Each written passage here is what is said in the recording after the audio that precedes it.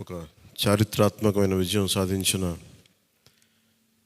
ప్రజలు ఇచ్చిన అద్భుతమైన తీర్పు, దాంట్లో మనం భాగస్వామ్యం అయ్యాం దాంట్లో. సో మీ అందరూ అద్భుతమైన మెజారిటీతోటి, బలమైన మెజారిటీలతోటి మనం 21 స్థానాలు పోటీ చేస్తే 21 స్థానాలు అద్భుతంగా గెలిచాం. 2 పార్లమెంట్ నియోజకవర్గాలు గెలిచాం. భారతదేశంలో ఎప్పుడు కూడా తీసుకున్న అన్ని సీట్లు, పోటీ చేసిన అన్ని సీట్లు గెలవటం అనేది చాలా చాలా రేరెస్ట్ ఆఫ్ ద రేర్. ఇప్పుడు దాకా జరిగిందో లేదో కూడా తెలియలేదు. బట్ కంటెంపరీ టైమ్స్ అన్ని చేసిన వాళ్ళందరూ కూడా ఏం చేస్తారు, రీసెర్చ్ చేసిన వాళ్ళందరూ చెప్తారు ఫస్ట్ టైం ఇన్ ఇండియా అని. ఇప్పుడు దాకా పొలిటికల్ ప్రాసెస్లో గత 10 దశాబ్ద కాలంలో మన ముఖ్యంగా లాస్ట్ అర దశాబ్దం కాలంలో ఏ స్థాయిలో ఉంది చూసాం. మనం ఒక కొత్త ప్రెసిడెంట్ ఇవ్వాలి పాలిటిక్స్కి. వ్యక్తిగత దోషం లేని, వ్యక్తిగత క్యారెక్టర్ని అసాసినేట్ చేయని పాలిటిక్స్. ఈ మార్పు ఏదో రావాలి. ఎందుకంటే టీవీల్లో సినిమాలకి సెన్సార్ ఉంటుంది, టీవీలకి సెన్సార్ ఉండదు. సినిమాలు ఎవరన్నా కూర్చోబెట్టి ఏదైనా మాట్లాడితే, మన ఈవెన్ అసెంబ్లీలో మాట్లాడితే రికార్డు నుంచి తొలగిస్తారు. నాయకులు బయటకు వచ్చి మాట్లాడితే రికార్డు నుంచి తొలగించలేదు. చిన్నపిల్లలు ఉంటారు, కుటుంబాలు ఉంటాయి అని చోట మర్చిపోతాం మనం. సో అందుకని మనమే స్వీయ బాధ్యత తీసుకోవాలి. 2019లో ఒక్క సీటు కూడా ఉన్నది అటు ఇటు కాని పరిస్థితుల్లో ఈ రోజున జనసేన ప్రధాన ప్రతిపక్షంగా అసెంబ్లీలోకి అడుగు పెట్టబోతుంది. మీ అందరికీ దానికి సంబంధించి ప్రత్యేకించి శుభాకాంక్షలు. అధికారంలో భాగస్వామ్యం తీసుకుంటాం ఖచ్చితంగా. అది రెండింటి మధ్య ఎలాగ అనేది ఆ టెక్నికల్ ఆస్పెక్ట్స్ ఎలాగో చూడాలి. మన జనసేన నుంచి గెలిచిన బాలశౌరి గారికి కానీ, తంగెళ్ళ ఉదయ్ శ్రీనివాస్ గారికి కానీ చాలా బాధ్యత ఉంది. ఇది మీ ప్రతి కదలిక, మీ ప్రతి మాట ప్రజలు చాలా సునిశ్చితంగా పరిశీలిస్తారు. ఢిల్లీలో మీరు చేసే ప్రతి కదలిక, ఢిల్లీలో మీరు మాట్లాడే ప్రతి మాట ఆంధ్రప్రదేశ్ నిర్మాణానికి ఉపయోగపడాలని కోరుకుంటున్నాను. What a victory! అంటే దీని వెనక మనం చూడాల్సింది చాలా బాధ్యత. నేను ఆనందం చూడట్లేదు. వేసిన ప్రతి ఓటు వెనక నాకు ఇలాగ అనిపిస్తుంది, ఓటు వేసాను జాగ్రత్త, ఈ భయం ఉంది నాకు లోపల. సో మనం ఈ ఉత్సాహాన్ని మీరు బాధ్యత కూడా తీసుకున్నాం. మా నాన్న ప్రభుత్వ ఉద్యోగి. మా నాన్న ప్రభుత్వం జీతం తీసుకునేవాడు, రుణపడి ఉందంటే. నేను కూడా చెప్తున్నాను, రూపాయి తీసుకుని సంపూర్ణ జీతం తీసుకుంటాను ఎమ్మెల్యేకి. తర్వాత నేను ఇవ్వాల్సింది ఇచ్చేస్తాను, అది పెద్ద పట్టించుకుని. కానీ ఎందుకు తీసుకుంటానంటే ఆంధ్రప్రదేశ్ ప్రజల సొమ్మును తింటున్నా ఆ బాధ్యత అనుక్షణం గుర్తు చేసుకోవడానికి. ప్రతి రూపాయికి రేపు పొద్దున నన్ను ప్రజలు చొక్కా పట్టుకుని నిలదీయాలి. అందుకని తీసుకుంటున్నాను. నీకు డబ్బులు ఇచ్చావరా మా ట్యాక్స్ పెయిడ్ మనీతోటి, నువ్వు ఎందుకు పని చేయట్లేదు అని ప్రజలకు హక్కు ఉండాలటడానికి కోసం నేను డబ్బు తీసుకుంటాను. ఎమ్మెల్యేగా జీతం తీసుకుంటాను. చాలా కాలం అనుకున్నాను, ఎప్పుడైనా భవిష్యత్తులో ఎప్పుడు ఎమ్మెల్యే అయితే తీసుకుంటానా లేదా అని అనుకున్నాను. నాకు రూపాయి జీతం తీసుకుంటానని అలా కాకుండా నేను సంపూర్ణ జీతం తీసుకున్నాను. కానీ ఇవ్వడం కూడా దానికి కొన్ని వెయ్యింతలు ఇచ్చేస్తాను బయటికి, అది వేరే విషయం, అది కూడా చెప్తాను. కాకపోతే ఎందుకు జీతం అంటే మనం ఎందుకు తీసుకుంటాం అని నేను ఎందుకు చేస్తున్నానంటే, ఈ డబ్బు ప్రజల కష్టం నుంచి, రక్తం, చెమట, స్వేదం నుంచి వచ్చింది. అది ఆ డబ్బు ముట్టుకున్నప్పుడు నాకు బాధ్యత గుర్తు రావాలి. అందుకని నేను అది కూడా నిర్ణయం తీసుకున్నాను. అవినీతి కోటలు బద్దలు కొట్టాం. సరైన బలమైన పునాదులతో ఉన్న ఆంధ్రప్రదేశ్ అని ఒక సుస్థిరమైన కోట నిర్మించుకుందాం అని తెలియజేసుకుంటే మీకు ధన్యవాదాలు తెలియజేసుకున్నాను. ఒక పక్కన మీరు ఒకసారి ఆలోచిస్తే, ఇదే అసెంబ్లీలో నాకు, మా కుటుంబానికి, మా మిస్సెస్కి జరిగినటువంటి అవమానానికి నా జీవితంలో ఎప్పుడూ బాధపడలా. నా మీద బాంబులతో దాడి చేసినప్పుడు కూడా వీరోచితంగా ఎదుర్కొన్నా. 2003 సెప్టెంబర్, అక్టోబర్ నాకు ఇప్పటికి కూడా జ్ఞాపకం.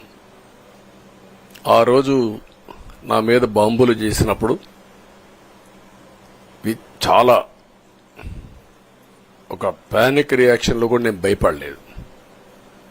అలాంటి వ్యక్తిని మీరు చూస్తే, ఆ సంఘటన చూసిన తర్వాత ఇలాంటి కౌరవ సభలో ఉండడం కరెక్ట్ కాదని అసెంబ్లీలో చెప్పి, దానికి కూడా మైక్ ఇవ్వకపోతే చెప్పేసి బయటొచ్చి ప్రెస్ కాన్ఫరెన్స్ చెప్పి అనౌన్స్ చేశాను.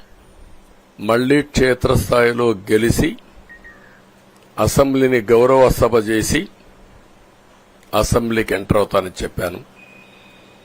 నేను ఏదైతే ఆ రోజు ఒక ప్రతిజ్ఞ చేశానో దాన్ని నిజం చేయడానికి ప్రజలు సహకరించారు. మామూలుగా సహకారం కాదది. నేను ఇన్ని సంవత్సరాలు చాలాసార్లు చాలా ఎలక్షన్లు గెలిచాం, కొన్ని ఎలక్షన్లో ఓడిపోయాం. ఎలక్షన్లో ఓడిపోయినప్పుడు నేను ఎప్పుడూ కుంగిపోలేదు. ఎలక్షన్లో గెలిచిన తర్వాత గంతులేయలేదు. నిబ్బరంగా ఓడిపోయినప్పుడు ఒక బాధ్యత ప్రతిపక్షంలో ఉండి పనిచేయాలి, గెలిపించినప్పుడు ఒక బాధ్యత ప్రజలకు మెరుగైన సేవలు అందించి వాళ్ళని ముందుకు తీసుకుపోవాలని ప్రయత్నం చేశాం. ఎప్పుడూ ప్రజాప్రచారమే ఉన్నాం. అలాంటిది జరిగిన తర్వాత ఈరోజు మళ్ళీ ఇదే అసెంబ్లీకి నేను ఏదైతే చెప్పానో అది చేసి వెళ్ళడం అనేది ఒక తృప్తి, ఒక గౌరవం. ఆ గౌరవాన్ని నిలబెట్టిన ప్రజలను కూడా మనస్ఫూర్తిగా అభినందిస్తూ మీ రుణం తీర్చుకుంటాం. ఏ విధంగా పనిచేయాలో పనిచేస్తాం. మీ ఎక్స్పెక్టేషన్స్ ప్రకారం పనిచేసి అయితే ఎప్పటికప్పుడు మీరందరూ కూడా మేము ఓటేసాం, మా పని అయిపోయింది, ఇంకా మీరు చూసుకోండి కాకుండా ఎప్పటికప్పుడు మమ్మల్ని నడిపించే బాధ్యత, మాకు సహకరించే బాధ్యత, మళ్లీ రాష్ట్రంలో ఉండే ప్రజలందరం బాగుపడాలంటే ఏం చేయాలో మేము చేసినప్పుడు ఎప్పటికప్పుడు ఫీడ్బ్యాక్ ఇచ్చి నడిపించే బాధ్యత తీసుకోవాల్సిందిగా వారిని కోరుతున్నా. ఈరోజు ఆంధ్ర రాష్ట్ర ప్రజలు తెలుగుదేశం, జనసేన, భారతీయ జనతా పార్టీ పైన పవిత్రమైన బాధ్యత పెట్టారు. అది దారి తప్పిన రాష్ట్రాన్ని సరైన దారిలో పెట్టేదానికి, ఉద్యోగాలు లేని రాష్ట్రంలో ఉద్యోగాలు కల్పించేదానికి, సంక్షేమ అభివృద్ధి రెండు జోడెద్దుల బండిలాగా తీసుకెళ్లేదానికి ఒక పవిత్రమైన బాధ్యత మాకు ఇచ్చారు.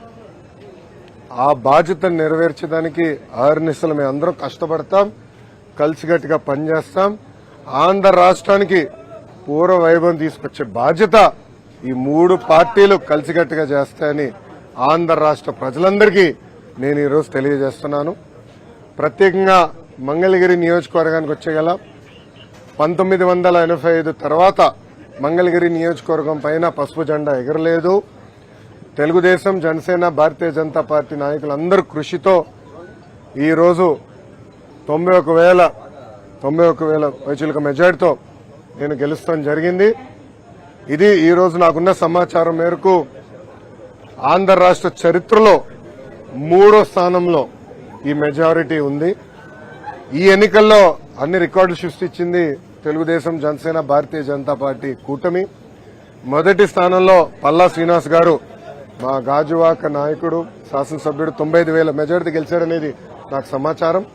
రెండో స్థానంలో గంటా శ్రీనివాసరావు గారు భీమిలి నియోజకవర్గంలో దాదాపు 92,000 మెజారిటీ గెలిచారని, నేను మెజారిటీలో 3వ స్థానంలో ఉన్నాను. ఆనాడు చంద్రబాబు నాయుడు గారికి అన్నగా భావించే పవన్ అన్నకు కూడా హామీ ఇచ్చాను.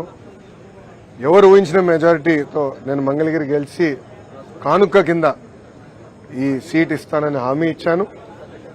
ఆ హామీని నిలబెట్టుకున్నా. దాని వెనకాల ప్రజల ఆశీస్సులు నాతో ఉన్నాయి, దేవుడి ఆశీస్సులు నాతో ఉన్నాయి. ఇంత మెజారిటీతో గెలిచిన తర్వాత మా పైన బాధ్యత పెరుగుతుంది, ప్రత్యేకంగా నా పైన బాధ్యత పెరుగుతుంది. మంగళగిరి ప్రజలకి నేను అనేక హామీలు ఇస్తాం కూడా జరిగింది.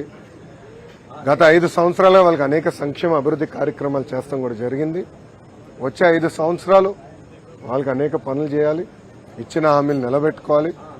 ఒక ఆదర్శ నియోజకవర్గంగా మంగళగిరిని తీర్చిదిద్దే బాధ్యత ఇప్పుడు ఎమ్మెల్యేగా మంగళగిరి ప్రజల కోసం లోకేష్ చేస్తాడని ఈ మీడియా సమావేశంగా మంగళగిరి ప్రజలందరికీ తెలియజేస్తున్నాను.